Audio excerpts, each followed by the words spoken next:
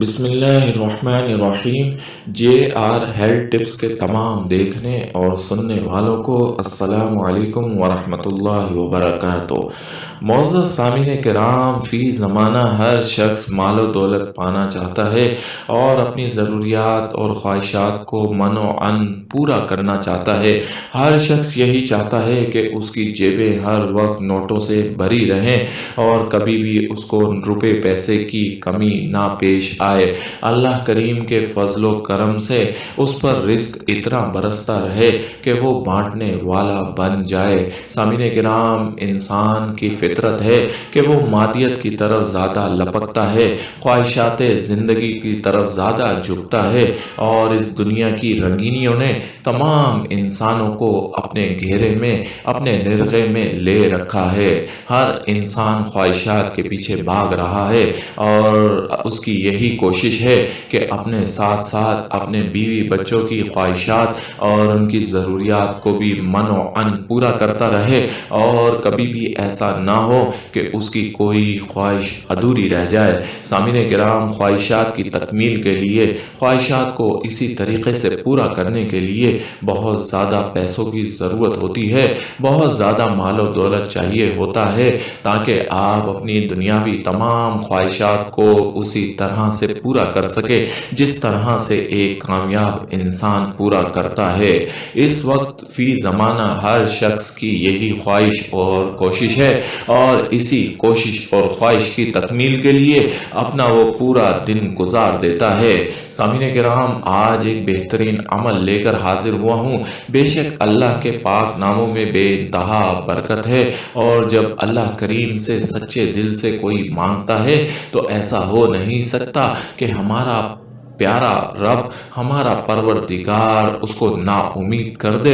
بات یقین کامل کی ہوا کرتی ہے جب اللہ کی ذات پر اس کو خالق مان کر، اس کو مالک مان کر اور اپنا رب مان کر آپ اس سے ضد لگا کر مانگتے ہیں تو وہ آپ پر اپنا کرم فرما دیتا ہے اور خصوصی کرم فرماتا ہے، اور جب اللہ کسی کو دینے پر آتا ہے تو کوئی اس کو روک نہیں سکتا، نہ کوئی اس سے چھین سکتا ہے۔ اور ہر وقت اللہ سے حلال مانگا کریں، حرام کی توقع بالکل نہ کیا کریں۔ اللہ حلال ہی عطا فرماتا ہے، حرام تو ہمیشہ دوسروں سے چھینا جاتا ہے، دوسروں کے حق پر قبضہ کر کے کمایا جاتا ہے، دوسروں کا حق غصب کر کے کمایا جاتا ہے۔ اس لیے حرام سے پناہ مانگی گئی ہے، اور آپ بھی حرام سے ہر ممکن بچنے کی کوشش کیا کریں، حلال کی ہی امید رکھا کریں، اور اللہ حلال میں ہی ہمیں رکھے اور حلال میں ہی ہمیں اس دنیا سے لے کر جائے۔ سامعین کرام، آج کا عمل بے انتہا مجرب عمل ہے۔ طریقہ کار آپ نوٹ فرما لیں۔ آپ باوضو حالت میں ایک سادہ کاغذ لے لیں، اور سادے کاغذ پر آپ پینسل سے یا کسی قلم سے بسم اللہ الرحمن الرحیم لکھ لیں۔